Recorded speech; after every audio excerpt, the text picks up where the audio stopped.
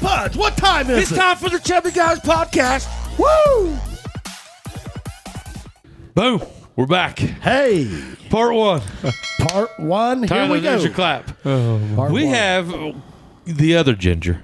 That's right. Oh man, yeah, you guys got something in common. Oh huh? yeah, you know, and I think he won't teach me his trade because he doesn't want me to become the Ginger. He's kind of like the Ginger. yeah, You know? okay. But There can only be one. I've been begging him to show me kicks, Yeah, and he just shoves me off to the side like I'm nothing, like Yeah. I'm not even there. You ignore me. yeah, Ben Copher, ladies and gentlemen. yeah. Ben Copher, welcome. Cheers. Yes, Cheers. absolutely. Cups courtesy of Mr. George Smalley, Yes. Marshall University. Yes. But so we got all kinds of stuff we can talk to you about. What do you want to talk Yeah, about? anything. Just Yeah. ask away. Open book. I know Chad's fired up about this football. Yeah. And then I want to hear about your recent trip out west to Denver. Okay. Was that strictly for combat fighting? Yes. So the same gym my coach Jason Prater went out to out in Colorado, Bang Muay Thai. He went out there last year, and I was trying to kind of look for a gym that was, at that same kind of level. Dwayne Ludwig's, top 5, top 10 striking coaches in the world. So I was really looking forward to getting out there at some point, and everything kind of fell into place and worked out where we could get out there for 8 to 10 days, and learned a whole lot. How many hours a day was you going out there? So I would start in the morning. I would have one private session, then follow up with like a class session, and then Like classroom? yeah. So like a group session training, and then another class in the evening, and then that was Tuesday and Thursday. Just like instructional? Like give me a idea. Yeah. So the private sessions are they're very intense. It's one-on-one. There's nobody else really in the gym, and it's you and your coach. It's an hour of pads, and it's 1 hour straight. I mean, there's not much this is where you downtime. get this. Yes. So So this is a physically taxing 10 days. Yes. I mean, yeah. Well, Yeah. he's one of the boxing coaches over there. Oh, Yes. okay. Okay. So, and MMA or what? just kickboxing. Okay. They do MMA out there, but my main focus is just kickboxing. Okay. Yeah. So He's brutal. He's the most horrendous coach there is okay. over there, especially if you're fat. Yeah. It's like he hates fat people. That's not true. I say that every time we're done. I'm like, Ben, what'd I do to you? You know? That's not true. He's just trying to get the most out of the workout. That's exactly right. Yeah. So you go out there and you're just trying to learn just the next level. You gonna fight? What do you want to do? Yeah. So we've really been on the hunt for probably the past month, 2 months or so, trying to find a place to compete, whether it be a tournament or a pro amateur card, just in kickboxing. And just trying to find a heavyweight to go with. I also go up to a gym up in Columbus called Ronin Martial Arts. There's a few heavyweights up there. Dan Spawn's up there, light heavyweight. And Lance Phillips, guy from Wellston. Well, he's been on the show. Yeah, so super solid guys to go with and learn things from. So just trying to gather as much knowledge about it as possible. That's the way Is it hard to find fights in heavyweight kickboxing? Hey, guys, try the beardedpup.com. Some of the best men's grooming products available on the market. I'll tell you, I have been a big fan of men's grooming products my entire life. And his post-shave balm is the best that I have ever used in my 48 years. Complete facial moisturizer. You can use it on your arms, face, legs, wherever you want. The cologne at thebeardedpup.com will have your wife all over you. Guys, it's real easy. Just go to thebeardedpup.com, pull out your phone. It's really easy. Very interactive website. You can get on there, order a sample pack of any different product that you may want to try. I am here to tell you, this is Chubby Chad endorsed. I think that it is the best products on the market. Beardedpup.com. Get your phone out and go see it. Yeah, so the way it seems like it's going is that it's all either boxing or MMA. Okay. There's the in between is kind of hard to find. Okay. And then also, with the COVID stuff, a lot of the smaller promotions they're kind of fall by the wayside because smaller promotions like that not really in it for the money. It's kind of getting name out there, recognized. Well, I don't know what Prater and I are waiting on. I've been begging him to put a fight on with me for 2 years. Yeah. I keep begging him. Why aren't we doing this? Maybe someday. We can be like Appalachia's version of Joe and Dana. Yes. Oh my goodness, that would be fantastic. You can start off. You could be like our Connor. Okay, Yeah. sounds good. Yeah, Appalachian badass. Yeah. We'll call you. I'll get a big deer tattoo and Yeah. gorilla. An eagle. Yeah. Yeah. Is this awesome. a gorilla or an eagle? Yeah, gorilla. Yeah, That's what he's got on the front. I've never paid attention. with the king's Very crown nice. on there. Did you see Tyson hit that guy in the plane? Yeah, that's How did I miss that? Saturday. Oh my goodness! It's a barrage. There's like 99% of the population I would pick before I would pick Mike Tyson. ever swinging or picking on Mike Tyson. Who's going to swing on Mike Tyson? This drunk guy on a plane threw a water bottle at him. Yeah, it was a big mistake. Yeah. And in just such a melding. confined spot. Oh, yeah. Like there's nowhere to go. Can't run. Yeah. No. And then he just sat back down. And he sat back down. It was like over. One punch or Several. It was Oh, several. okay. Yeah. Yeah. It'll probably cost Mike Uppercuts. Tyson Couple million. a couple Yeah. million, but You think it will? I mean, what if this guy? I mean, I guess if you're Mike Tyson, you might have to keep that in. I don't know, man. I don't yeah. know. I mean, I don't blame him. The guy threw a water bottle. Well, okay, but I mean, knowing that this is Mike Tyson, like he knows who he is. Yeah, this yeah. is true. almost baited him into it, probably. I mean, did he yeah. break the guy's face? No, No, really. he really didn't. I mean, he roughed him up a little bit, but maybe Like, Mike if he would have Tyson. gone full bore, dude, like Yeah, that guy maybe would have he's- facial surgery. Yeah, maybe he's I mean- thinking that as it's happening. Like, Yeah. I may tone it down a little bit. That way, this guy sees the end of this flight. Yeah, I don't know. I don't know how I feel about that. Yeah, I love it. I think it's great. I mean, Great you should entertainment. know Yeah. not to do that. Yes. Like, those guys are for real. They're for real. Oh, yeah. Yeah, they don't. I mean, this isn't some guy at a bar. No. Can you imagine like calling out one of the Diaz boys? No, some of the guys, the professional guys I've gone with, and then some of the guys. So I was out in Colorado. They have a guy out there. His name's Bobby King. He fights in Bellator, and I watched him spar the last day I was there, and it was the most incredible, beautiful piece of like artwork of mixed martial arts I've ever seen in my entire life. The movement and the fluidity and athleticism.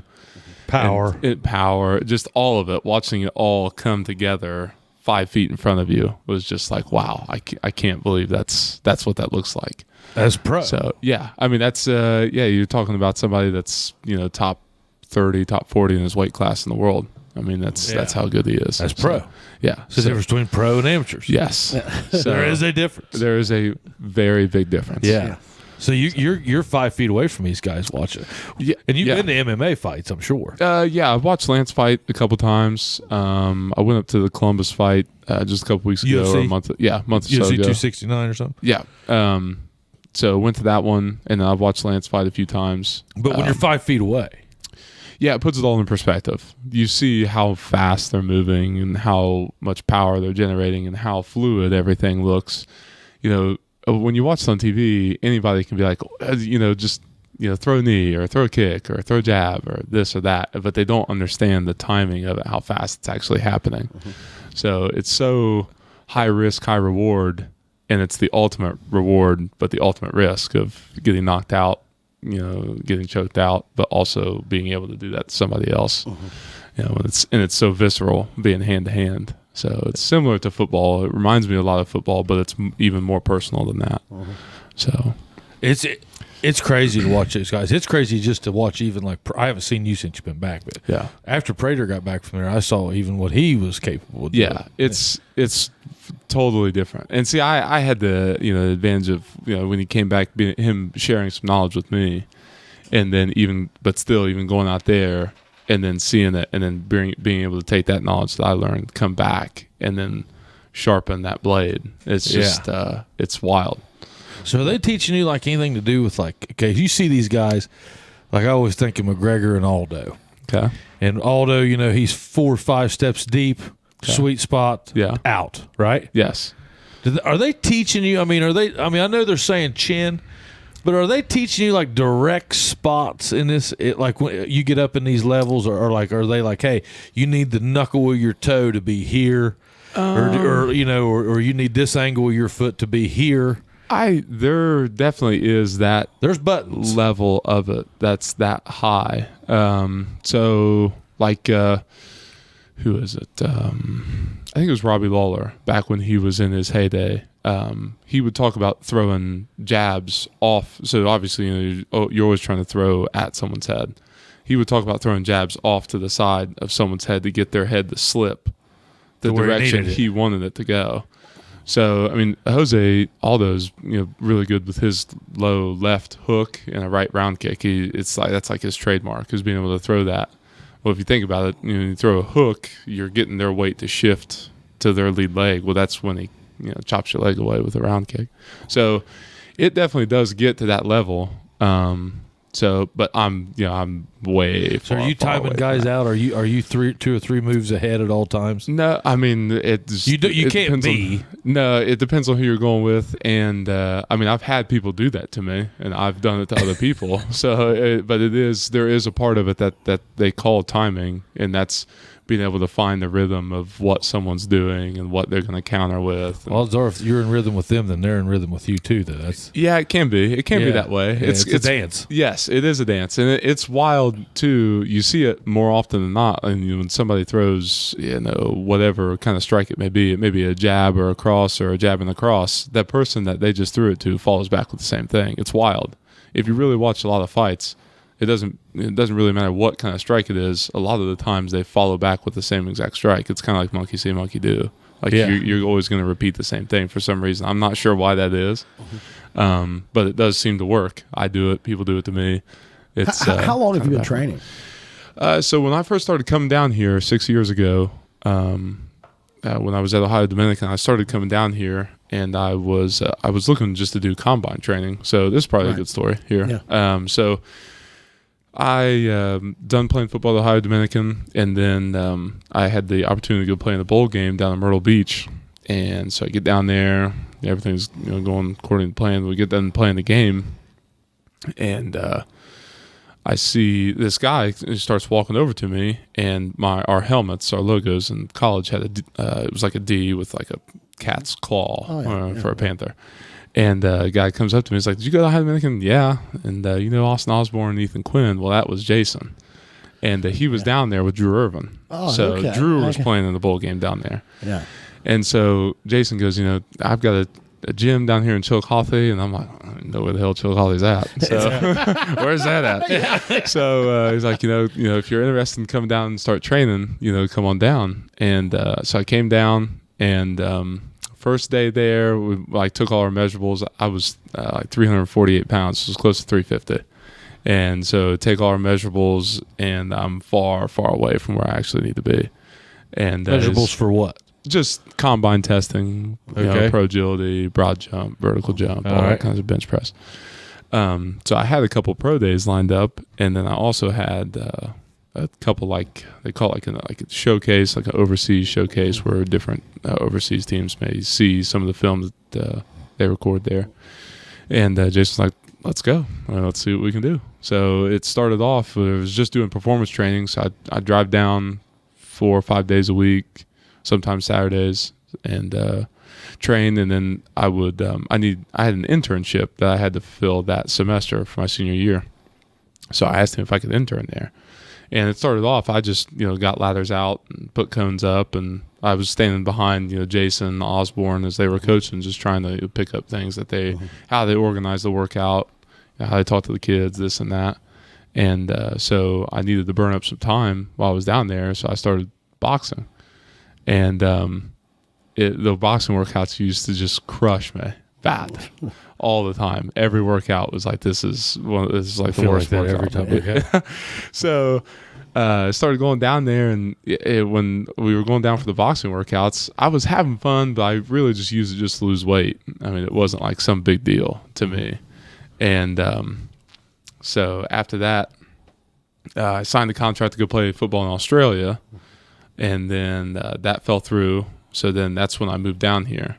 From where? Where were you then? From Columbus. Columbus. Yeah. You originally from there? No, I'm originally from Germantown. Okay. It's southwest of Dayton. Yep. Small farm town. And so moved down here, and I was a bailiff at the juvenile court here. So signed a contract to go play in France, go there, play there, come back, and football was just kind of done. I was over it. So go back to work at the courthouse. Then, the kickboxing thing to me, it was still kind of interesting. I'm not really sure, like thinking back on it, like when a light like clicked, like hey, maybe I could do something with this. I want to compete. I want to compete. And I think things just started to make more sense as we went along, like different things that Jason would teach me or show me. And so, it just kind of clicked all together. It makes sense. The combinations, the movement, all that kind of stuff makes sense. And so then after that, we just kept hitting pads, kept doing some movement work, all this kind of stuff. And then Lance came down for a few rounds and sparred with him. And then after that, I was like, man, maybe I can do something with this. Like, I'm never going to make millions of dollars off of it, but have fun and see what I can do. I do miss competing in some way. So I've competed in football, basketball, sports since I was a young kid.